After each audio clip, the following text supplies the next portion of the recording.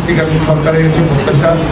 আপনারা জানেন যে দেশের নয়, শুধু দেশের নয়, দক্ষিণ এশিয়ার সবচেয়ে বড় মিডিয়া প্রতিষ্ঠান হচ্ছে ইস্ট ওয়েস্ট মিডিয়া হাউস, যেখানে বর্তমান বিশ্বের সংবাদ মাধ্যমে এমন কোনো মাধ্যম নেই যেটা এখানে নেই। আমাদের যেরকম অনলাইন আপনার মাধ্যম রয়েছে বাংলা নিউজ 24, যেটা অনলাইনে প্রকাশিত হয়, FM রেডিও রয়েছে, ক্যাপিটাল FM রেডিও, এবং দুটি টেলিভিশন রয়েছে আমাদের। একটি সংবাদভিত্তিক 24 ঘন্টার সংবাদভিত্তিক চ্যানেল নিউজ 24, আরেকটি স্পোর্টস, যেটি সারাদিন খেলাধুলার অনুষ্ঠানই দেখায়।